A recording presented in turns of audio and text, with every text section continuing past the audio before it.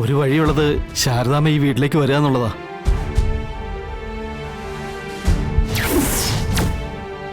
അച്ഛാ, അമ്മ എവിടെ ഉണ്ടെന്ന് അച്ഛൻ അറിയോ?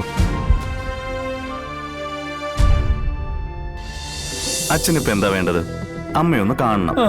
അതിന് ഞാനിപ്പോ വഴിയുണ്ടാക്കാം. അച്ഛനിവിടെ ഇരിക്കുക. മേഡം കണ്ടല്ലോ, അച്ഛന് സുഖമില്ലാത്തതാ. ഒരുപാട് വിഷമങ്ങളൊന്നും താങ്ങാനുള്ള കെൽപ്പില്ല. അമ്മയെ കാണാനൊരു അവസരം ഉണ്ടാക്കിയ വലിയ സന്തോഷാവും. അയ്യോ, അത് റിസ്കാ. സോമശേഖരൻ സാറ് വന്ന് വല്ലതും അറിഞ്ഞാ? അതിപ്പോ ഇവിടെ ഉള്ളവര് പറയാതെ അറിയില്ലല്ലോ. ഒരു പ്രായമുള്ള മനുഷ്യന്റെ ആവശ്യമല്ലേ. നമുക്ക് എല്ലാവർക്കും ഉണ്ടല്ലോ അച്ഛനും അമ്മയൊക്കെ. ഇങ്ങനെ ഒരു അവസ്ഥ വന്നപ്പോ തകർന്നു പോയ 2 പേരാണിവര്. 2 പേരുടെയും സങ്കടങ്ങൾക്ക് ഏതെങ്കിലും രീതിയിൽ ഒരു ആശ്വാസമായെങ്കിലോ? ഞാനൊന്ന് സ്റ്റേഷൻ ചാർജുള്ള സാറുമായിട്ട് സംസാരിക്കട്ടെ. അച്ഛാ, അച്ഛാ, അച്ഛൻ എഴുന്നേറ്റേ. നമുക്കിപ്പൊ അമ്മയെ കാണാം. അതിനോട് സമ്മതിച്ച? അവരൊക്കെ സമ്മതിക്കു അച്ഛാ. അച്ഛൻ ഇതാ പിടിച്ചേ. പതിയെ വാ.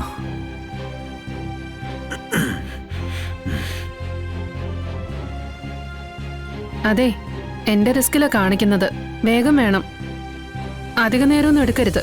ഏയ്, അച്ഛനൊന്ന് കാണുക, എന്തെങ്കിലും 2 വാക്ക് സംസാരിക്കുക, അപ്പൊ തന്നെ തിരിച്ചു വന്നോളാം. അച്ഛാ, ഞാൻ പറഞ്ഞ പോലെ തന്നെ ചെയ്യാവുള്ളേ, അല്ലാതെ അവിടെ ചെന്ന് സങ്കടപ്പെടുകയൊന്നും ചെയ്യരുത്. ഇല്ലടാ. ഓക്കെ, കയറിക്കോ.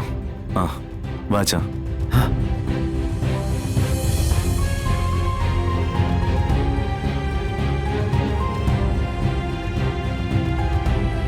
ഭാമേ,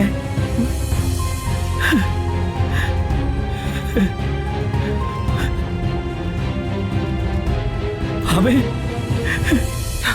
രാഘവേട്ടാ, ഇപ്പൊ എന്തിനാ ഇങ്ങോട്ട് വന്നേ? രാഘവേട്ടന് സുഖമില്ലാത്തല്ലേ? നിനക്ക് സുഖമില്ലാത്തല്ലേ? അതോർത്തപ്പോ അവിടെ ഇരിക്കാൻ തോന്നിയില്ല.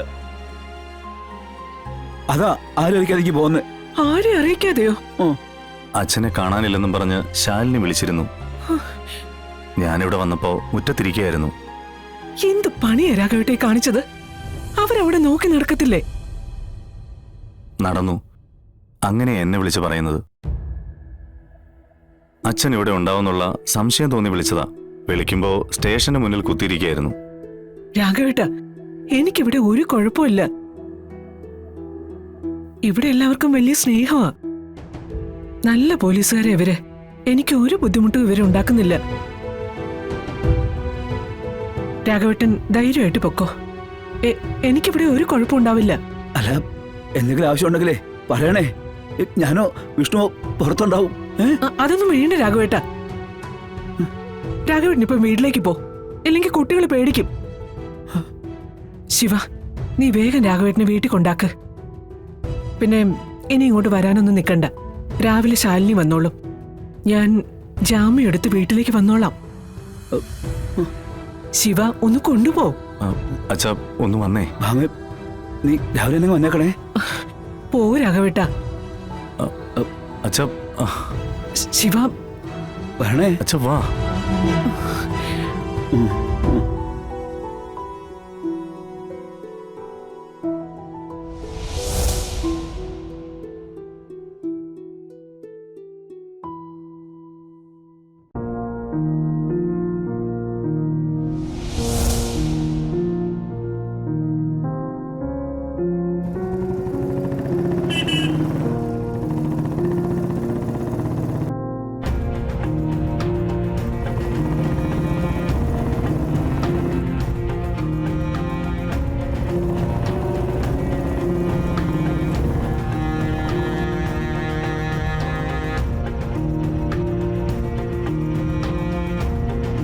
പക്ഷെ ഇവരിത് എവിടെ പോയി? വീടും പൂട്ടിയിട്ടിട്ട്.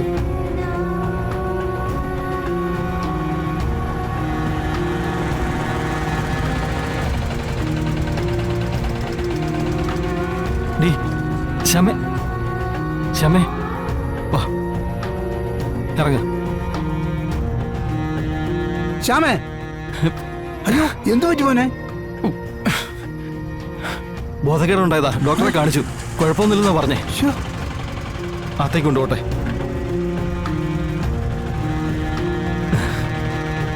അച്ഛൻ വാതിലും തുറന്നേ. അതിന് താക്കോൽ എവിടെ? അത് ആ കുഷ്യന്റെ അടിയിലുണ്ട്. ആ.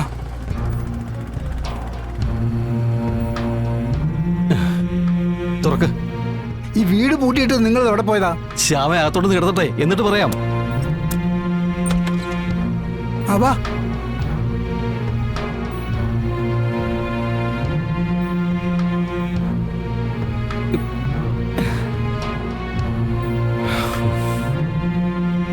എന്താ മോനെ, എന്താ ഉണ്ടായത്?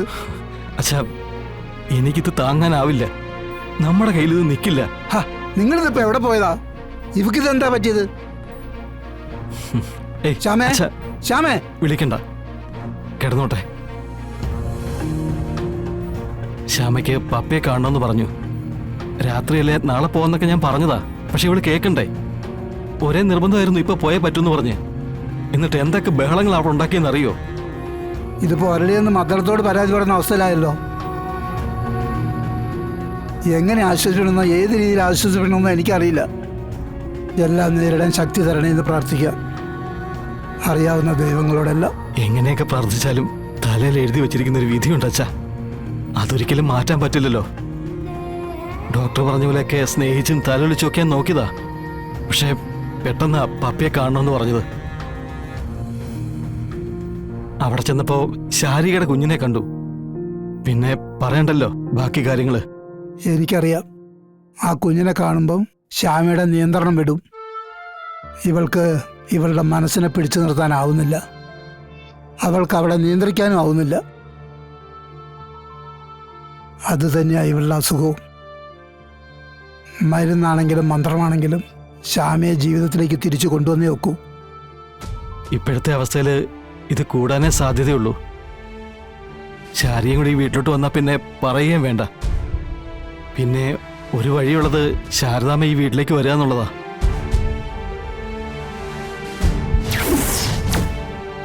അച്ഛാ, അമ്മ എവിടെ ഉണ്ടെന്ന് അച്ഛൻ അറിയോ?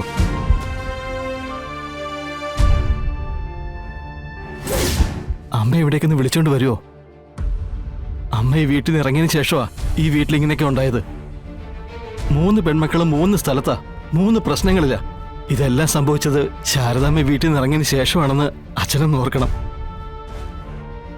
പറയച്ച, ശാരദാമ്മ ഇവിടെ ഉണ്ടെന്ന് അച്ഛനറിയോ? മോനെ, അത് പിന്നെ എനിക്ക് ഈ വീടിനെയും വീട്ടിലുള്ളവരെയും രക്ഷിക്കാൻ ശാരദാമ്മയ്ക്ക് മാത്രമേ കഴിയൂ അച്ഛാ. അമ്മ വന്നാലേ ഈ വീട് നന്നാവൂ, ഇവിടുത്തെ പ്രശ്നങ്ങൾ മാറൂ.